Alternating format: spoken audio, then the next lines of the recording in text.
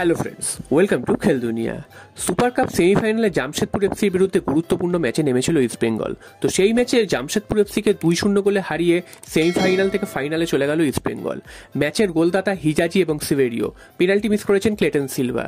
তো প্রথম থেকেই ইস্টবেঙ্গল কিন্তু আজকে ছন্দে ছিল এবং জামশেদপুর এফসিকে প্রায় খেলতেই দেয়নি ফার্স্ট হাফে, এবং 20 মিনিটের মাথায় তারা প্রথম গোল পেয়ে যায়। সিভেরিও তিনি কিন্তু প্রথম গোল করে নেন জটলার মধ্যে থেকে, এবং এই 1-0 ফলাফলেই কিন্তু প্রথমার্ধ শেষ হয় এবং দ্বিতীয়ার্ধে শুরুর কিছুক্ষণের মধ্যেই দ্বিতীয় গোলটাও ইস্টবেঙ্গল তুলে নেয়, সেটাও কিন্তু জামশেদপুর এফসির রক্ষণের ভুলের জন্য। তো দুটো গোল পেয়ে যাওয়ার পর ইস্টবেঙ্গল কিন্তু চালকের আসনে চলে যায়।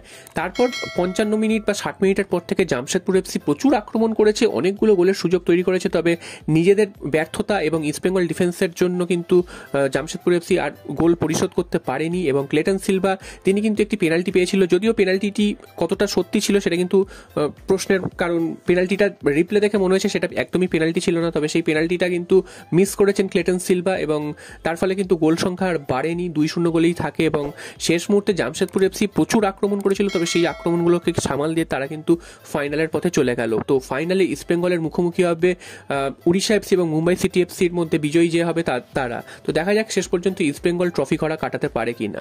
এরপর চলে আসি মোহনবাগানের খবরে। তো মোহনবাগানের কে নতুন বিদেশি আসবে সেটা কিন্তু এখনো অবধি কিছু কনফার্ম নয়, তবে কিছুদিন আগেই তোমাদের একটা নাম জানিয়েছিলাম, সেটা হচ্ছে জুনিয়র মোরেনো। এই প্লেয়ারটির নাম জানিয়েছিলাম, ভেনিজুয়েলার প্লেয়ার। তো আজকের কিন্তু ট্রান্সফার মার্কেট থেকে জানা যাচ্ছে এই প্লেয়ারটির আসার সম্ভাবনা প্রায় 70%। তো মোহনবাগানে বিদেশি বিদায় হচ্ছে এটা তো শিওর হয়ে গেছে, সেটা হচ্ছে ব্র্যান্ডন হ্যামিল। তিনি কিন্তু লোনে অন্য ক্লাবে চলে যাচ্ছেন, মালয়েশিয়ান ক্লাবে। তো সেই জায়গায় অন্য কোনো নতুন প্লেয়ার আসবে না, তার বদলেই ডিফেন্সিভ মিডফিল্ডার হিসাবে এই প্লেয়ারটিকে সই করাবে, সেটা কিন্তু সময় বলবে। তবে এই মুহূর্তে কিন্তু জুনিয়র মোরেনো তার কিন্তু আসার সম্ভাবনা অনেকটাই উজ্জ্বল হয়েছে, এবং তার নাম যদি তিনি আসেন তার নাম হয়তো 2-1 দিনের মধ্যেই প্রকাশ করে দেওয়া হবে। এবং সানা সিংও মোহনবাগানে প্রায় সই করে নিয়েছেন এরকমই কিন্তু খবর রয়েছে, যদিও কোনোটাই অফিসিয়াল জানানো হচ্ছে না। হাতে কিন্তু আর বেশি দিন সময়ও নেই, 7-8 দিন রয়েছে। তো তার মধ্যেই যা করার করতে হবে। এখনো অবধি ম্যানেজমেন্টের তরফ থেকে পুরোপুরি চুপ রয়েছে, তবে এই নিউজগুলো বিভিন্ন মারফত উঠে আসে, তাই তোমাদের জানিয়ে দিচ্ছি। তো মোহনবাগান যদি সানা সিংকে সই করায় সেক্ষেত্রে ব্র্যান্ডন হ্যামিলকে ছেড়ে দিতে অসুবিধা হবে না, কারণ আনোয়ার আলীও ফিরে আসছে। তো ডিপ ডিফেন্সের কিন্তু একটা ব্যাকআপ তৈরি হয়ে যাচ্ছে মোহনবাগানে, তাই জন্য মোহনবাগান হয়তো চেষ্টা করবে ব্র্যান্ডন হ্যামিলের পরিবর্তে বিদেশি হিসাবে এই জুনিয়র মোরেনোকে নিয়ে আসা। তিনি ডিফেন্সিভ মিডফিল্ড পজিশনে খেলেন এবং MLS অর্থাৎ মেজর লিগ সকারে তিনি কিন্তু প্রচুর ম্যাচ এইভাবে খেলেছেন। তো তার কোয়ালিটি তো রয়েছে, এছাড়া তার কিন্তু নলেজও রয়েছে কিভাবে খেলতে হয়। তো এই রকম যদি ধরনের প্লেয়ার নিয়ে আসে সেক্ষেত্রে কিন্তু মোহনবাগানের জন্য অনেকটাই ভালো হবে। তো ট্রান্সফার মার্কেট দেখাচ্ছে সেটা হচ্ছে 12 কোটি টাকা তার মার্কেট ভ্যালু, তবে এই মুহূর্তে তিনি কিন্তু কোনো ক্লাবের সাথে যুক্ত নন।